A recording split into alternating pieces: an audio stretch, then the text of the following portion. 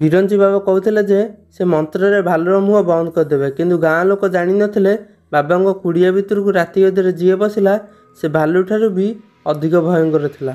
ସେ ଥିଲା ବାବାଙ୍କର ଲୋଭ। ମୋ ଚ୍ୟାନେଲକୁ ଲାଇକ୍ ଆଣ୍ଡ ସବସ୍କ୍ରାଇବ୍ କରନ୍ତୁ। ନିଧିପୁର ନାମକ ଏକ ପୁରାତନ ଗାଁ ଥିଲା, ଯାହାର ଚାରିପଟେ ଘଞ୍ଚ ଶାଳ ଜଙ୍ଗଲ ଘେରି ହୋଇ ରହିଥିଲା। ଦିନେ ସେ ଗାଁରେ ଅଜଣା ବ୍ୟକ୍ତି ଆସି ପହଞ୍ଚିଲେ। ସେ ନିଜକୁ ବିଶ୍ୱାମିତ୍ର ଆତ୍ମା ବୋଲି ପରିଚୟ ଦେଲେ। ଲୋକେ ତାଙ୍କୁ ସଂକ୍ଷେପରେ ବିରଞ୍ଚି ବାବା ଡାକୁଥିଲେ। ତାଙ୍କର ଧାରଣ କରିବାର ଶୈଳୀ ଅତି ଅଲଗା ଥିଲା। ସେ ଦିନ ସାରା ମାଳି ଜପ କରୁଥିଲେ, କିନ୍ତୁ ତାଙ୍କର ଆଖି ସବୁବେଳେ ଗାଁ ଲୋକଙ୍କ ପାଖରେ ଥିବା ସୁନା, ରୂପା କିମ୍ବା ଭଲ ଫସଲ ଉପରେ ରହୁଥିଲା।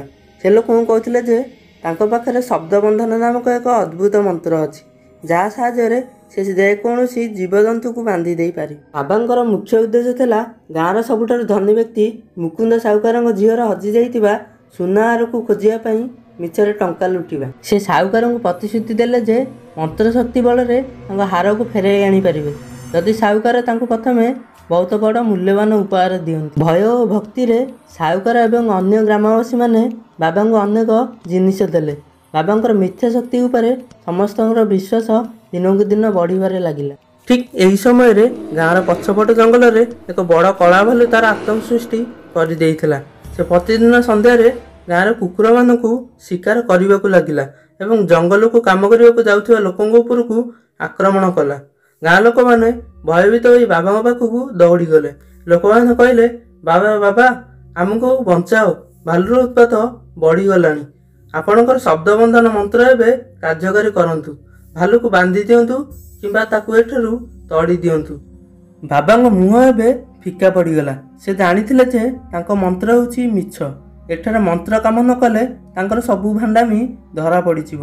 ତେବେ ସେ ନିଜକୁ ସମ୍ଭାଳି ଏକ ଶକ୍ତ ନିଷ୍ପତ୍ତି ନେଲେ। ଆଜି ରାତି ହେଉଛି ପୂର୍ଣ୍ଣିମାର ରାତ୍ରି। ଆଜି ରାତ୍ରିରେ ମୁଁ ଏକ ଗୁପ୍ତ ଓ ଶକ୍ତିଶାଳୀ ପୂଜା କରିବି, ଯେଉଁଥିରେ ସିଧାସଳଖ ଶିବଙ୍କ ଠାରୁ ଶକ୍ତି ଆଣିବି। ମୁଁ ତୁମମାନଙ୍କର ସୁରକ୍ଷା ପାଇଁ ଭାଲୁକୁ ମନ୍ତ୍ରରେ ବାନ୍ଧିଦେବି, କିନ୍ତୁ ଗୋଟିଏ ସର୍ତ୍ତ, କାଲି ସକାଳ ହେବା ପୂର୍ବରୁ କେହି ବି ମୋ କୁଡ଼ିଆ ପାଖକୁ ଆସିବେ ନାହିଁ। ବାବା କିନ୍ତୁ ଜାଣିଥିଲେ ଏହା ତାଙ୍କର ଶେଷ ସୁଯୋଗ। ସେ ତୁରନ୍ତ ରାତି ଅଧରେ ସମସ୍ତ ମୂଲ୍ୟବାନ ଜିନିଷପତ୍ର ଏକ ବ୍ୟାଗରେ ଭର୍ତ୍ତି କଲେ। ତାଙ୍କର ଯୋଜନା ଥିଲା ସବୁ ନିଦ୍ରାରେ ଶୋଇଥିବା ବେଳେ ଗାଁର ପଛପଟ ଜଙ୍ଗଲ ରାସ୍ତା ଦେଇ ଚୁପଚାପ ଖସି ପଳାଇଯିବେ। କୁଡ଼ିଆରୁ ବାହାରିବା ପୂର୍ବରୁ ବାବାଙ୍କର ଆଖି ମୁକୁନ୍ଦ ସାହୁକାରଙ୍କ ଦେଇଥିବା ମୁକ୍ତାମାଳି ଉପରେ ପଡ଼ିଲା। ଓହୋ, ମୁଁ ଏଇ ମୁକ୍ତାମାଳି ନେବାକୁ ଭୁଲି ଯାଇଛି। ଏହା ଭାବି ସେ ପୁଣି ଥରେ କୁଡ଼ିଆ ଭିତରକୁ ଗଲେ ଏବଂ ମୁକ୍ତାମାଳିକୁ ଖୋଜିବାକୁ ଲାଗିଲେ। ଠିକ୍ ଏତିକି ବେଳେ ଗଭୀର ଜଙ୍ଗଲ ଭିତରୁ ଆସୁଥିବା କ୍ଷୁଧାର୍ତ କଳା ଭାଲୁଟି ଗାଁ ମୁଣ୍ଡରେ ଥିବା ବାବାଙ୍କ କୁଡ଼ିଆ ପାଖରେ ପହଞ୍ଚିଗଲା।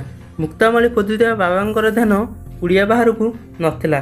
ବାବା ନିଜର ଲୋଭର ବଶବର୍ତ୍ତୀ ହୋଇ ଭାଲୁର ଗନ୍ଧ କିମ୍ବା ପାଦ ସ୍ପର୍ଶ ଶୁଣିପାରିଲେ ନାହିଁ। କୁଡ଼ିଆ ଦ୍ୱାର ବାବାଙ୍କର ଅସାବଧାନତା ହେତୁ ସମ୍ପୂର୍ଣ୍ଣ ବନ୍ଦ ହୋଇନଥିଲା। ଭାଲୁଟି ଖାଦ୍ୟର ଗନ୍ଧ ପାଇ ଜୋରଦାର କୁଡ଼ିଆ ଭିତରକୁ ଧସେଇ ପଶିଲା।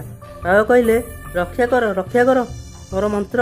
ବାବାଙ୍କର ଆତଙ୍କରେ ଚିତ୍କାର କଲେ, କିନ୍ତୁ ମନ୍ତ୍ର କାହିଁକି ତାଙ୍କର ସେହି ମହାବଳୀ ଭାଲୁ ସାମ୍ନାରେ କାମ ଦେଲା ନାହିଁ। କିଲା ଭାଲୁ ପାଇଁ ବାବାଙ୍କର ଗେରୁଆ ବସ୍ତ୍ର ଏକ ଆବରଣ ମାତ୍ର ଥିଲା।